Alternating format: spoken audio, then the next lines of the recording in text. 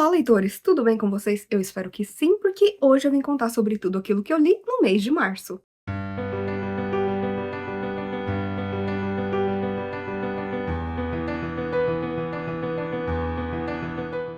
Gente, março li muita coisa e acabei lendo também muita coisa boa e quero contar tudo pra vocês. Então, vamos lá!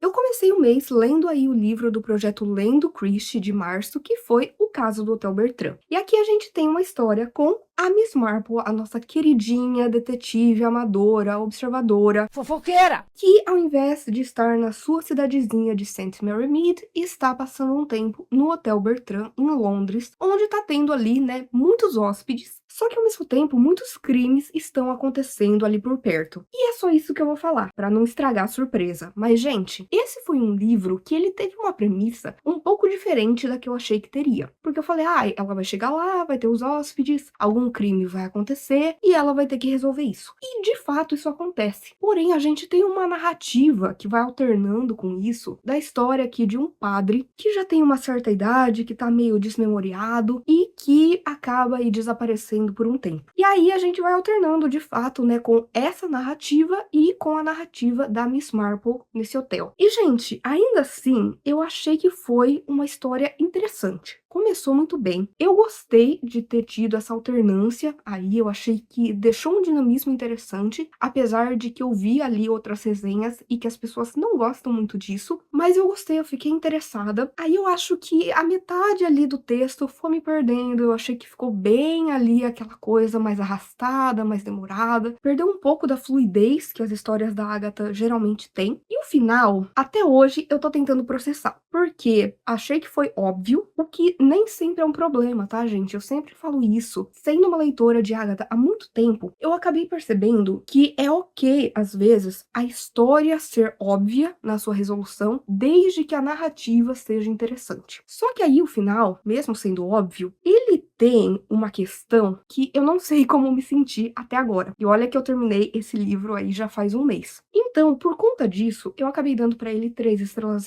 Achei que, como um todo, foi uma história fluida, foi interessante ali a gente ver a Miss Marple, né, com seus poderes de dedução, de observação, mas, como eu disse, em algumas partes me perdeu um pouco, então acabou não sendo aí um dos meus favoritos da Agatha.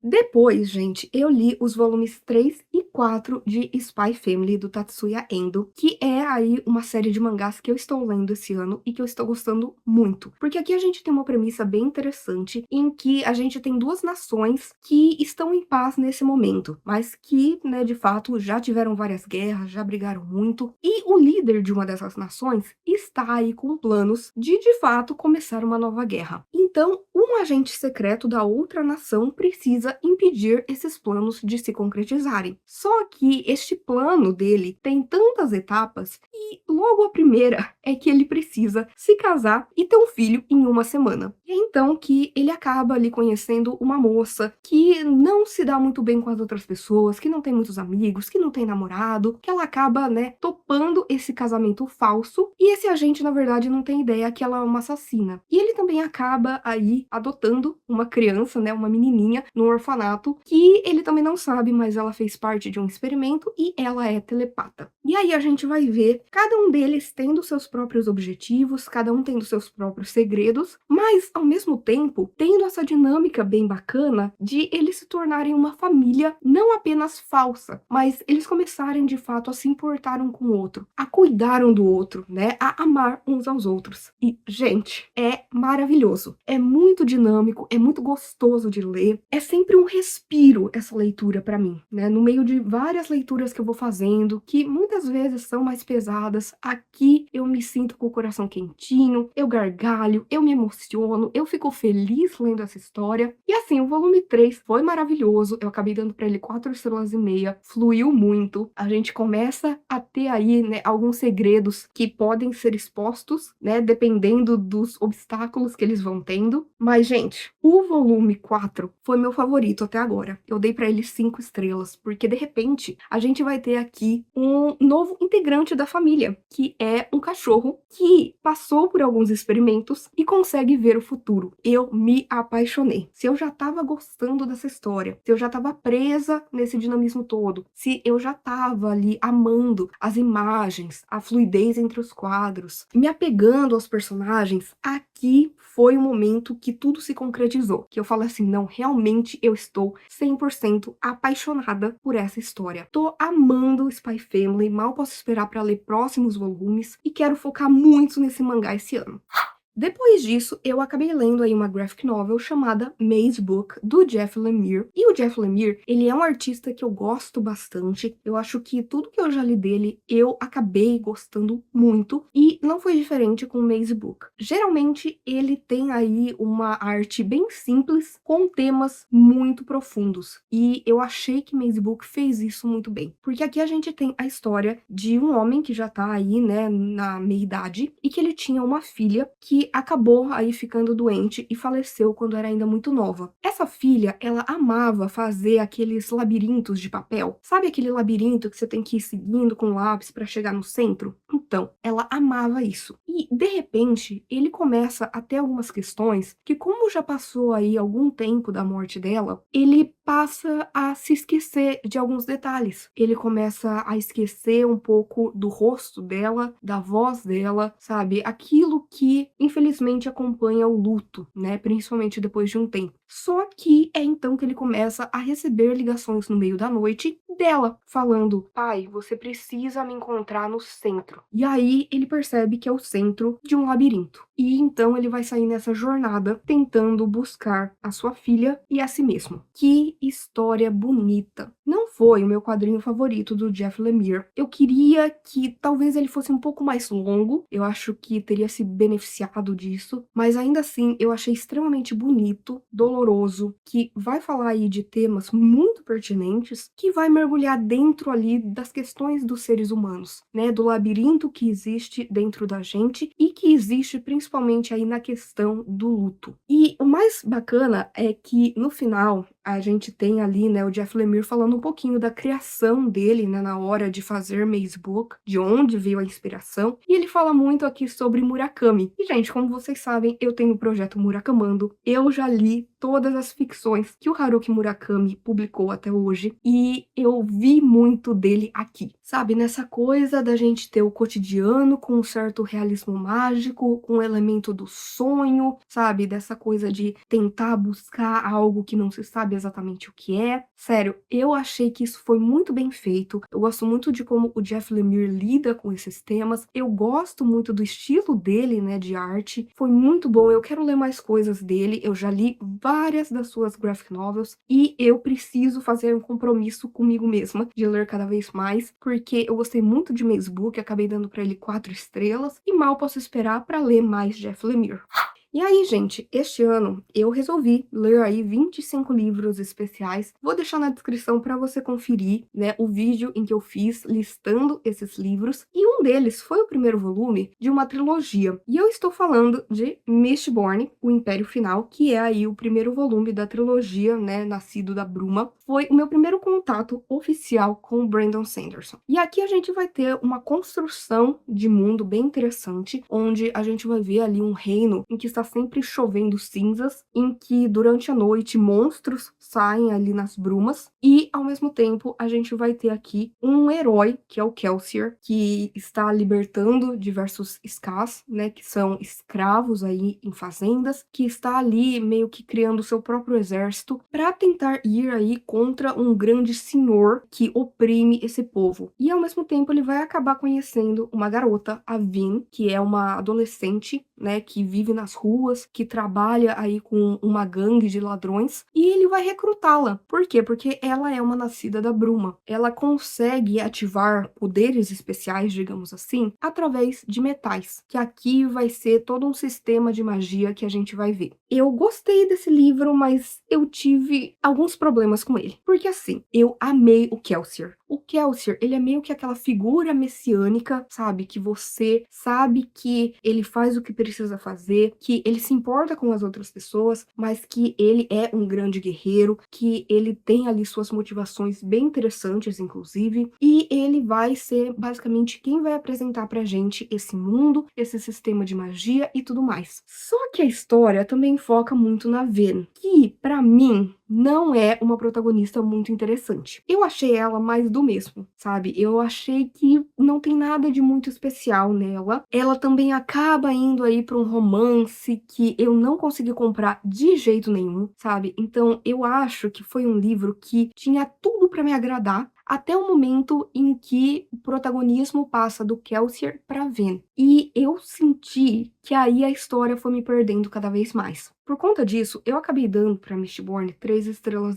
Eu achei a narrativa muito interessante, eu achei que me prendeu muito, entendi porque que muita gente gosta de Brandon Sanderson, porque conforme eu tava lendo, eu tava visualizando como se fosse um filme na minha cabeça mesmo, só que realmente ali a questão da protagonista, dessa coisa de que ao mesmo tempo que ela é muito especial, né, de que ela é a escolhida, ela também meio que cai ali no papo de qualquer um, sabe, sabendo que ela não pode confiar assim, e também tendo que fingir que é ali, né, da nobreza, e se encantando, sabe, com os ricos, e ó, porque eles jamais oprimiriam as pessoas, sabe, foi uma coisa que eu falei, cara, não é possível, sabe, que a gente tá tendo uma protagonista assim. Então, infelizmente, por conta disso, o livro não foi tudo que eu achei que seria, mas eu quero sim terminar essa trilogia, quero depois ver se eu leio outros livros do Brandon Sanderson, se eu embarco mais nessa coisa da Cosmere, porque assim, este meu primeiro contato não foi dos melhores, mas de fato gostei aí da narrativa, gostei da construção de mundo, do sistema de magia, foi só mesmo toda essa coisa da protagonista que realmente não foi pra mim.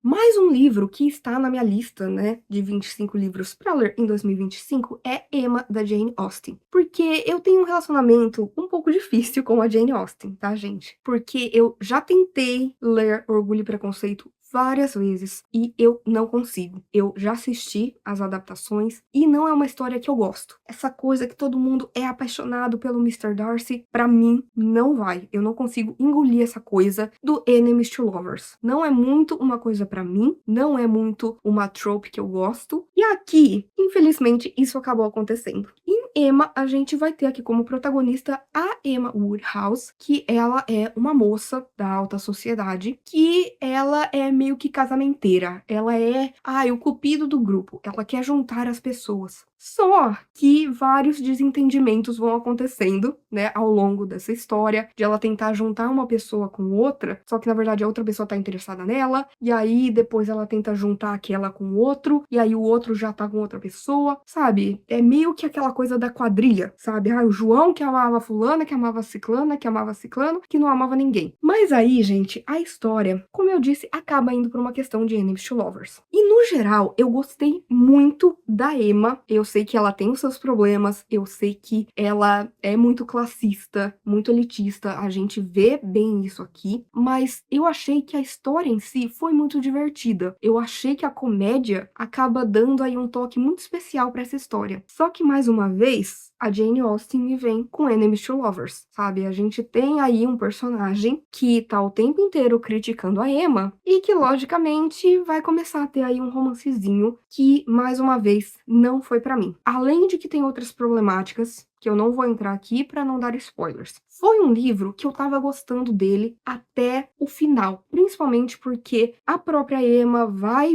falar umas coisas que, assim, não passam, não consigo engolir. Sabe aquela coisa de, eu sou uma mulher forte, independente e tudo mais, beleza, ótimo, incrível. A Emma é uma personagem que eu gostei aqui como protagonista. Mas também tem aquela coisa que no finalzinho como eu era boba de pensar assim. Porque tudo que eu queria era meio que ser domada. Sabe esse tipo de coisa? Gente, não foi pra mim. Desculpa. Eu achei que a história foi muito boa até os 45 do segundo tempo. E aí eu falei assim, não é possível que a história vai terminar desse jeito. Então, Então, por conta disso, gente, eu acabei dando pra Emma 3 estrelas e meia, porque tinha um ótimo potencial. Eu adorei a comédia que a gente tem aqui, eu gostei da protagonista, eu achei que a história foi fluindo muito bem, só que realmente ali o final estragou tudo pra mim. E eu acho que eu não pretendo ler mais nada da Jane Austen, porque eu tô percebendo que realmente não funciona comigo, então acho que é melhor desistir. E antes de eu falar sobre a melhor leitura que eu realizei no mês de março, quero pedir encarecidamente que você se inscreva aqui no canal se você ainda não é inscrito, que você curta esse vídeo, que você compartilhe, que você mande para outras pessoas, que ajude a espalhar o amor pela literatura, porque isso também me ajuda, que você comente, que a gente vá conversando aí sobre livros, tá? E também já quero agradecer desde já por você ter assistido o vídeo até aqui, tá bom? Então agora sim, vamos falar sobre uma leitura 5 estrelas que fez o meu mês de março.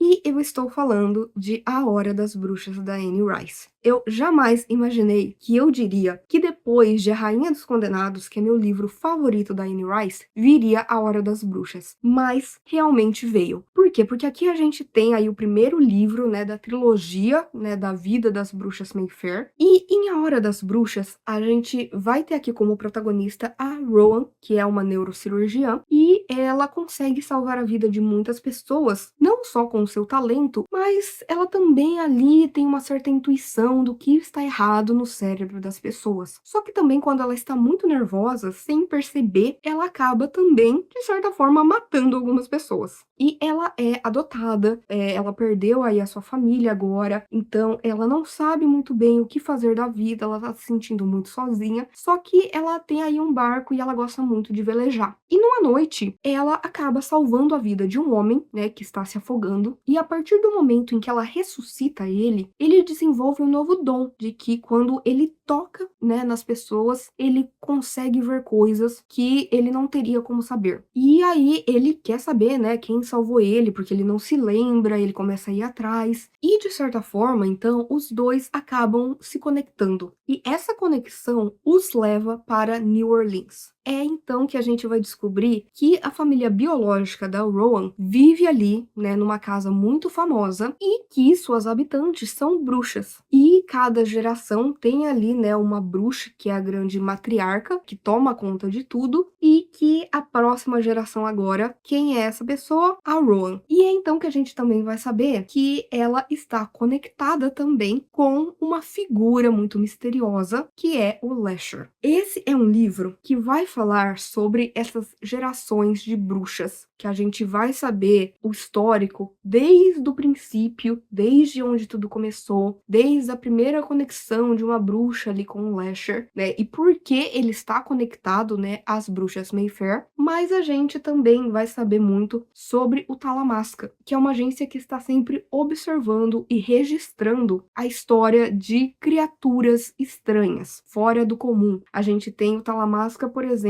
nas crônicas vampirescas. A gente tem o Talamasca também aqui, né, na história das bruxas Mayfair. E a gente vê então que eles são meio que uma entidade quase, né, essa agência durante as outras obras da Anne Rice, que conecta meio que todo esse universo. E eu amei essa história. É uma história que tem muitas questões problemáticas, já vou falar isso. É uma história que não é para todo mundo, que tem ali cenas que ficaram na minha mente e que me assombram até hoje. Quem leu sabe do que eu estou falando. Também foi me surpreendendo muito. Eu gostei da gente ter ali, ao mesmo tempo que a gente tá vendo a realidade, né, do que está acontecendo na vida da Rowan, na vida do Michael, no Talamasca no geral, a gente também vai aí vendo tudo o que foi acontecendo ao longo dos séculos, a história da bruxaria nessa família, como isso foi passando de geração a geração, e eu achei simplesmente magnífico. A Anne Rice, ela é uma autora que eu gosto muito, mas ao mesmo tempo eu sei que em algumas obras ela se estende demais. Eu sinto que às vezes a narrativa perdura, que às vezes se arrasta, sabe? Porque ela entra em muitos detalhes, mas eu não senti isso aqui. É verdade que eu demorei um pouquinho para entrar na história, porque o começo é uma grande introdução, que você não sabe exatamente ainda o que está acontecendo, mas a partir do momento em que a gente entra, né, nos arquivos das bruxas, ali foi que a história me ganhou e eu não consegui mais sair de dentro dessa história. Foi incrível, foi uma narrativa maravilhosa. Eu gostei dessa alternância entre presente e passado. Eu achei muito interessante a gente ver aqui a Rowan como protagonista, sabe? Porque eu acho muito interessante ela em si, né, a sua personalidade e como isso vai se alterando conforme o tempo vai passando, porque ela tem essa conexão com o Lasher. A gente também ir descobrindo o que é o Lasher e por que que ele tem essa conexão com as bruxas, né? Qual que é o grande objetivo dele. E, logicamente, esse é só o primeiro livro de uma trilogia. Então eu terminei, assim, louca, querendo pegar o segundo livro o mais rápido possível. Foi aí um livro 5 estrelas. Eu amei A Hora das Bruxas. Eu mal posso esperar pra continuar a trilogia, porque realmente, gente, veio aí e veio muito.